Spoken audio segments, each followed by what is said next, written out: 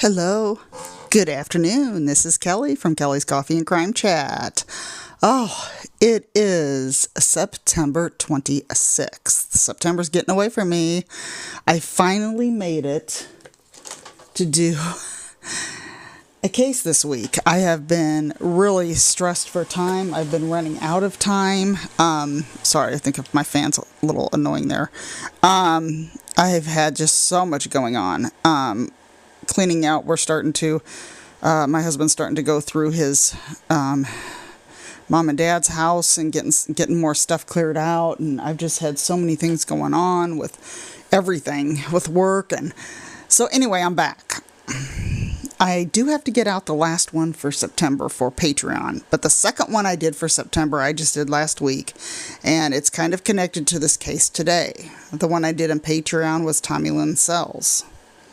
And I'm going to explain that once I get further into this case. I am drinking Java Mama Pecan Praline, and this is the coffee that we had with the ice cream flavors. I think it was July or August. It was the ice cream flavors, Mama's Picks. We just dropped a collection of we've got Scary Mochas and Creepy Cocos.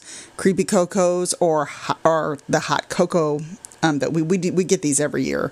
A lot of people get that for their kids, and then the mochas are like a coffee and cocoa, but you can't really taste much coffee in it. They're all one single envelope of instant, and they're very good. So it's basically just like drinking a cup of hot cocoa or a cup of a nice mocha coffee that you want to have when it's cold out or nice and cool weather, and you just want to sip on that hot cocoa. It's so good. So anyway, that's up right now, and we do have some spooky coffees that just dropped as a collection. The Midnight Morticia sounds good to me. It's got the chocolate in it, and then there's like a Frankenstein one, and then there's, I forget the other ones. I did not write them down, but there's a whole list of them. Witch Please is one. Resting Witch Face is another. So they are on the site, and I will leave the link in the show notes. Okay. I'm going to get a drink here. I forgot to bring my water up, so I'm drinking hot coffee, and I'm hoping I don't get too hot up here. Nice, calm, sunny weather, but it's nice, and the weather is perfect. I'd rather have it, prefer it a little cooler, but okay, this is the story of the Dardeen family, and I do have to right away throw in a trigger warning for this one. I did mention a little bit during the Patreon of Tommy Lynn Sells, and I'm going to go ahead and get everything situated here on my table. I'm going to move things around. Okay. The Dardeen family, they were from Southern Illinois. Keith and Elaine Dardeen. Keith was from Mount Carmel, and he worked as a treatment plant operator at the Rend Lake Water Conservancy District's facility. That was near Ina, Illinois. Now, he ended up buying a trailer in Ina since it was closer to work, and that was in 1986. And this is between Illinois Route 37 and the former Illinois Central Railroad tracks, which is north of the Franklin County line. Elaine was from Albion, if that's how you say it, Albion, Illinois. I've never heard of these towns Mount Carmel I have, but I have not heard of these other ones. And she was from Albion, Illinois, if that's right, and moved to Ina later with her and Keith's 2-year-old boy. So they came later after he bought the trailer there. The 2-year-old boy's name is Peter. Well, Elaine got a job at a Mount Vernon office supply store. And I know Mount Vernon, and I have, there's another case that I covered a while ago that's going to come up that happened in Mount Vernon around this exact same time.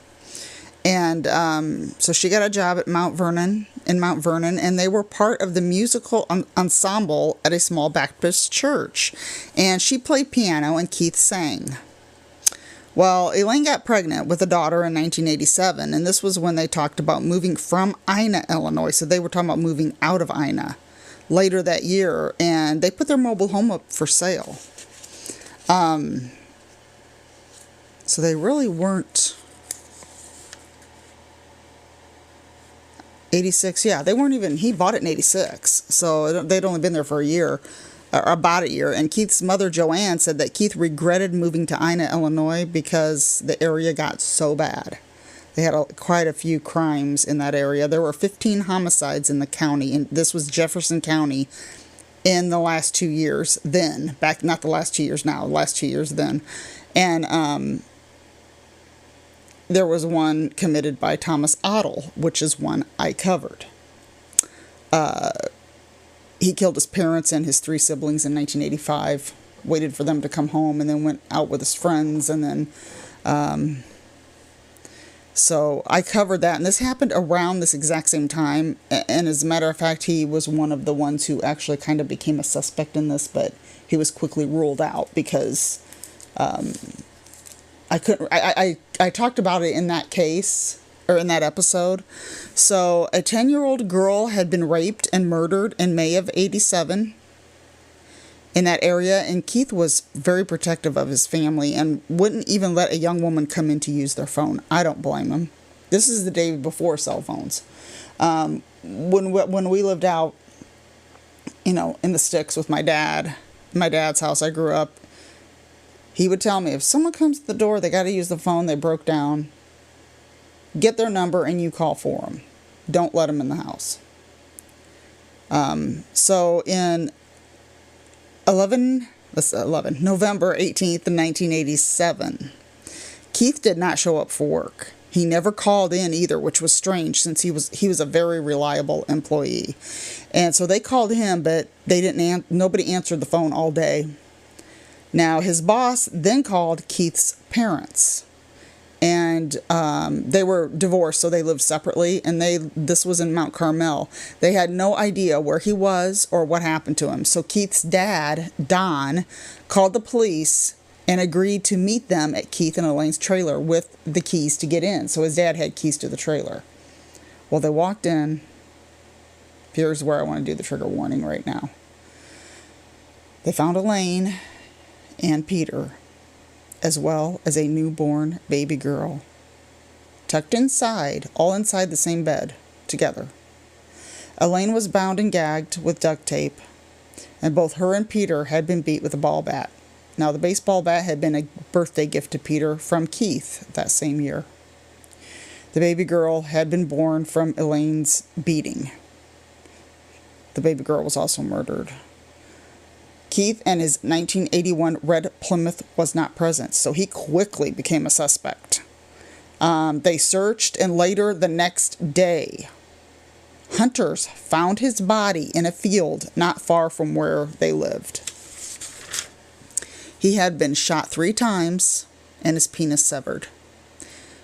His car was parked outside the police station 11 miles south of their trailer, and this was in Benton, Illinois. Residents were so afraid. They got their guns ready. They were not able to sleep. There was one little girl I read that she never told her parents this till later, way later, that she wouldn't sleep. She would read, just sit and read all day. They were suffering from insomnia horribly after this. This was like something out of a horror movie. And they had rapes, they had homicides in that, but this was something that was horrific. More, and there was even when they were investigating, people in the town were talking about they thought devil worshippers had done it. They were suspected from the way Keith's condition was, what they did to him, and Elaine's baby being born and then murdered. Then it all, I think that satanic panic was, I don't know if that was going on in the 87, I think it was, but all that stuff was going around. So the town, people were really scared. They didn't know, they had no leads. The police, they said that they took a man into custody early and he was released. I never found out who it was. And then a coworker of Keith's was questioned because they had kind of a dispute, but he was cleared also. No one knew the couple had anything bad to say about them. They didn't know who it would be. The couple, they had no enemies. I mean, there was a small quantity of marijuana found in the trailer, but it wasn't enough to think that they were involved in drug dealing. So police thought maybe the marijuana had been left by the killer, either accidentally left there, which does speak to many of the suspects, including Tommy Lynn Sells. There was no drugs or alcohol in any of the victims from the autopsies. They were all killed within an hour of each other. The bodies, well, that was from the coroner. The bodies in the trailer had been killed 12 hours before they were found. Keith had been dead for 24 to 36 hours when he was found, because, it took like the next day to find him. So, since Keith's body was found away from the trailer, it was hard to determine who had done this. They didn't. He may have been killed at that location, and then maybe he was killed at the trailer and taken there. But the thing is, the killer, or if there was more than one, the person who did this took the time not only to tuck Elaine's body into bed along with her children's bodies, but also to clean it up. They cleaned up the trailer. So it wasn't like they were in a hurry to leave.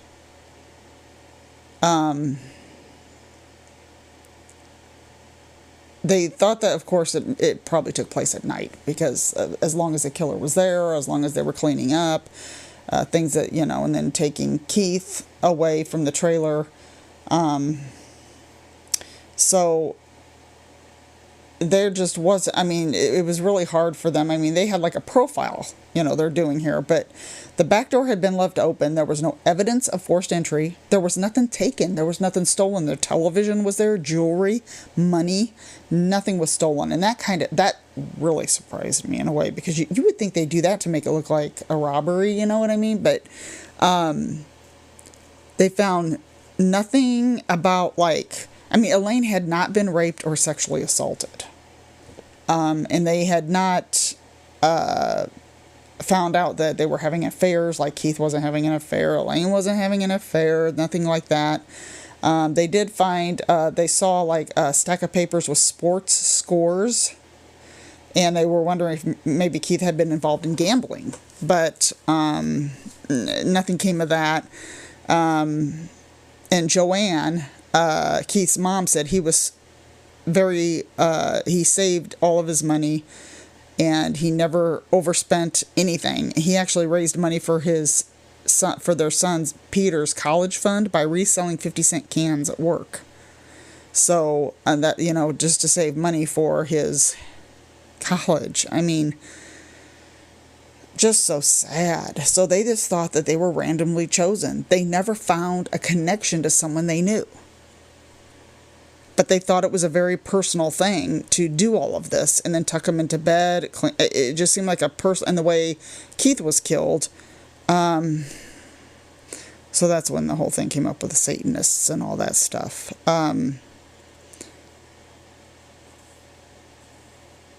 Now, Joanne said later that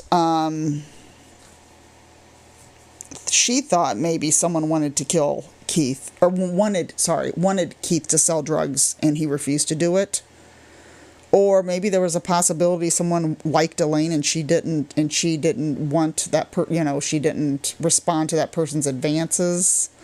There was just all these things going through their mind, and they really didn't have. They also thought, well, maybe the Dardeens were killed mistakenly. Maybe someone thought they were someone else. But they were killed in their home. Maybe they, got to the wrong place. I don't know.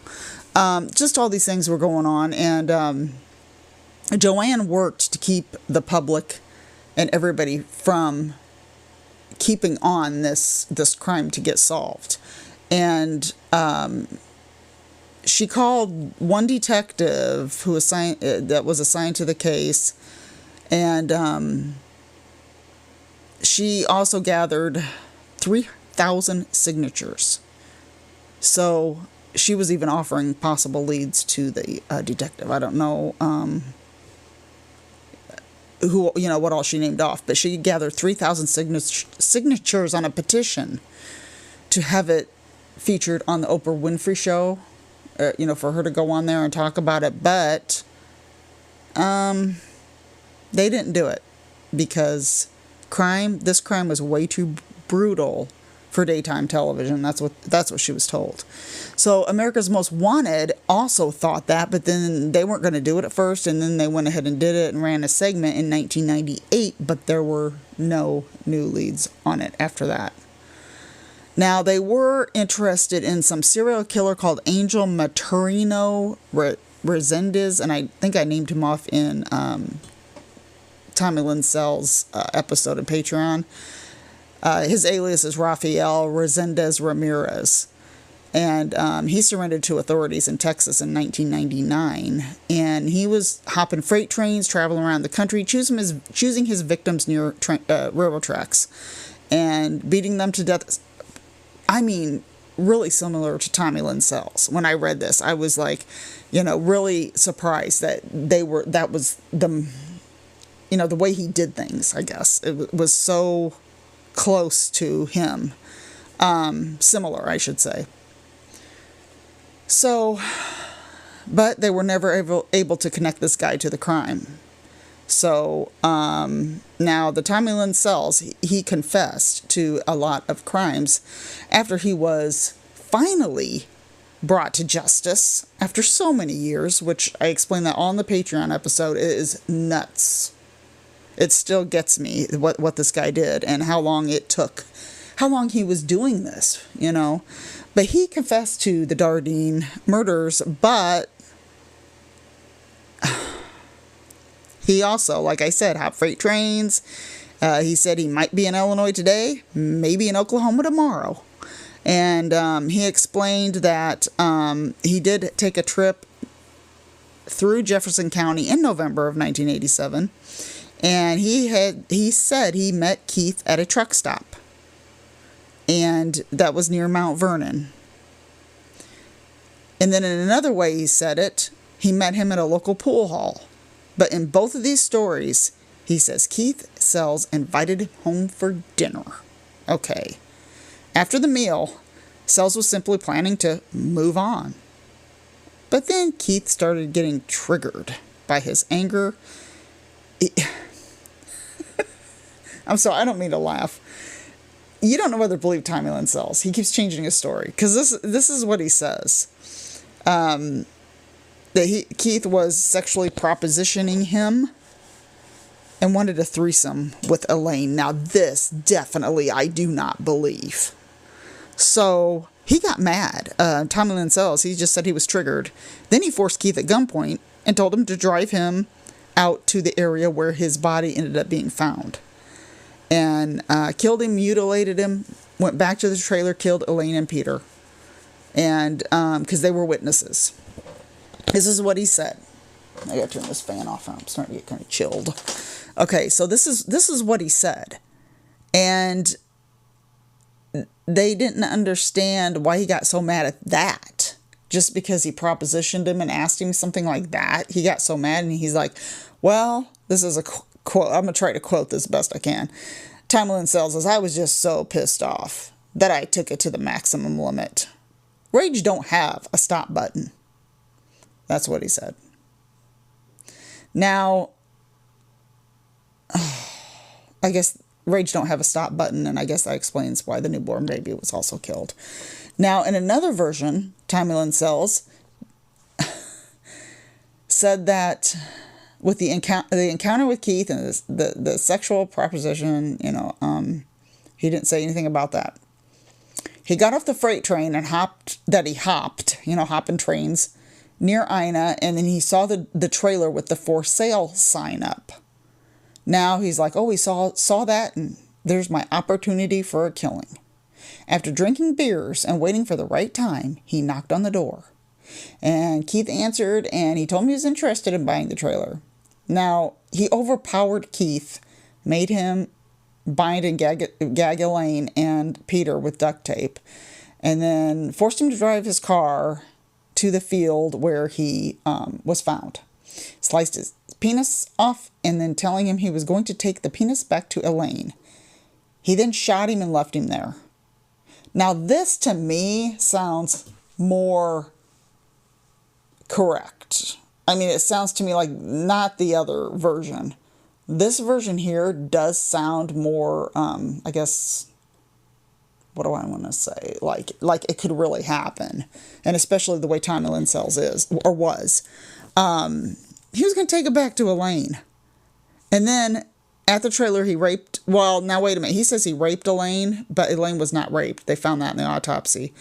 And beat Peter and Elaine and the newborn, and, and then after cleaning up, he drove Keith's car to Benton, Illinois.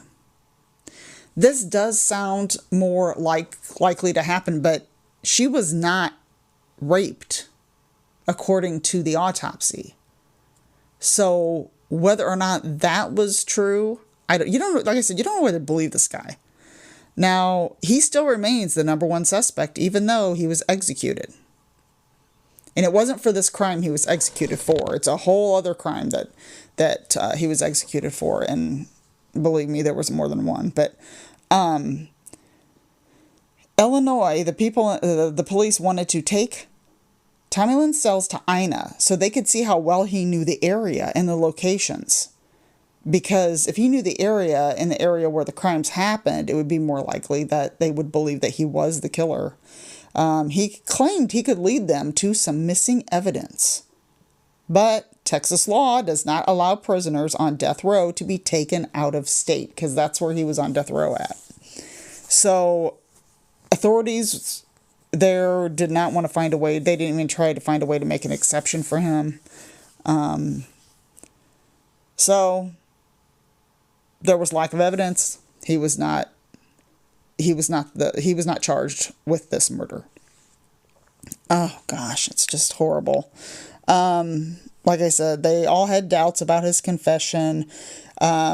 People, friends and family said Keith would never have brought a guy home for dinner. He wouldn't even let a young woman come in to use the phone. You think he's going to let this drifter guy come in for dinner and in the house? Now, Joanne, his mom again,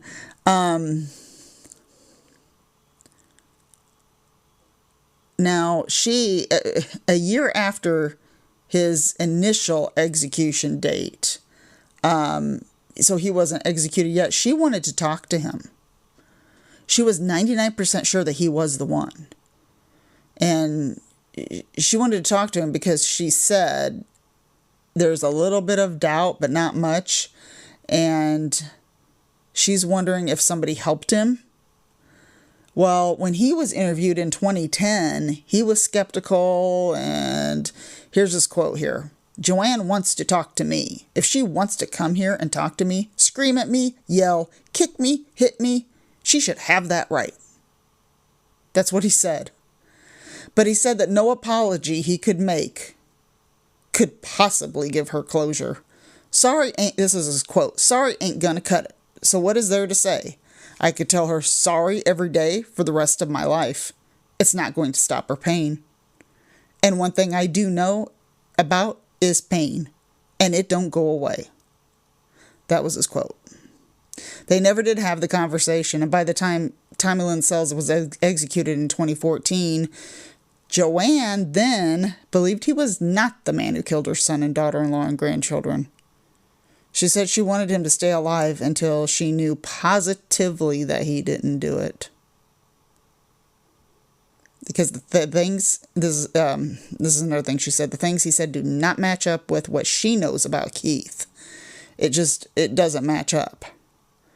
Like I said, letting him in for dinner. The part where he stopped and the trailer was for sale makes the most sense to me.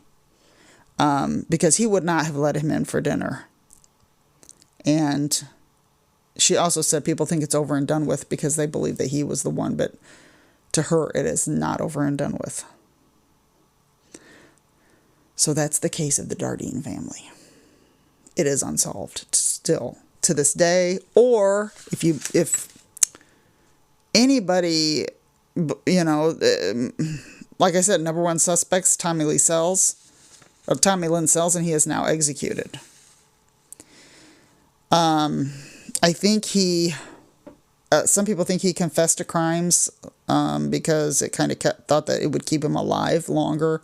Like if he knew about this, I kind of wish they would have let him go to Texas, because then he could have, if he did know about any missing evidence, he could have said, here it is. But who knows? He could have been lying. He was big with lying. That's all he did was lie. I mean, it's ridiculous. So, oh my gosh.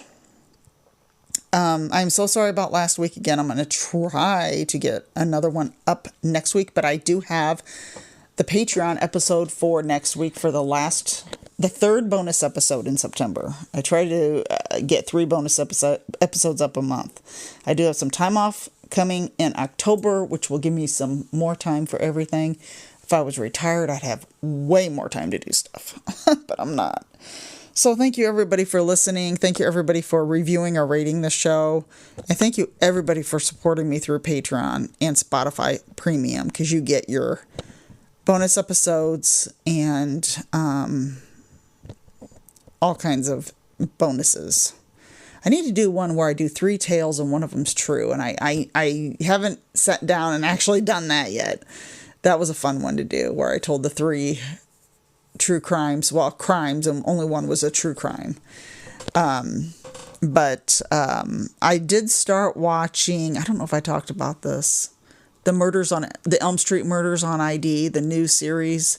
Very good. And then there was something on Peacock I started watching, I think I talked about. I haven't finished, what's his face? Scott Peterson. That new one on Peacock. I have not finished that.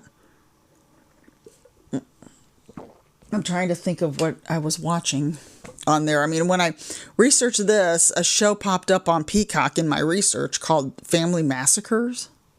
And I thought this was on there, but it wasn't, because I was going to watch it and see if there was anything else, any other information.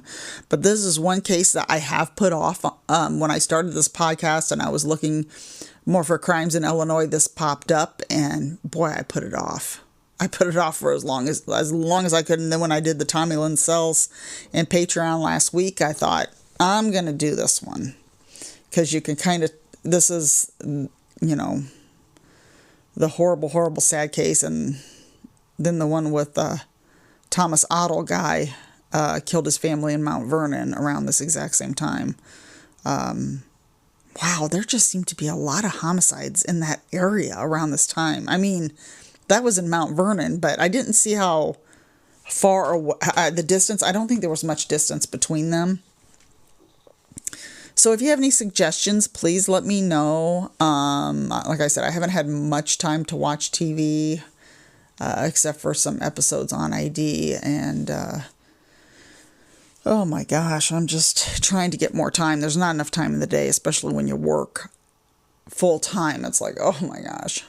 So I'm going to try to get one out next week again. I just don't know what I'm going to do. I think I know what I'm going to do for the Patreon. But I'm not sure what I'm going to do for this one. The regular podcast, I mean.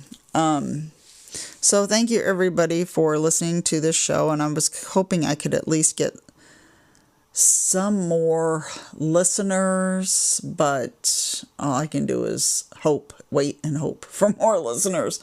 Let's see, what are we up? I'm up to over 140 episodes. So thanks again. And if you, like I said, you have any suggestions, you can always email me, let me know. I will have all the groups, Instagram, Facebook, all that, email, all that in the show notes. So everybody have a wonderful weekend coming up. Have a wonderful last week of September. October's coming and fall is here. Yes. Have a good one, everybody. And I will see you next time.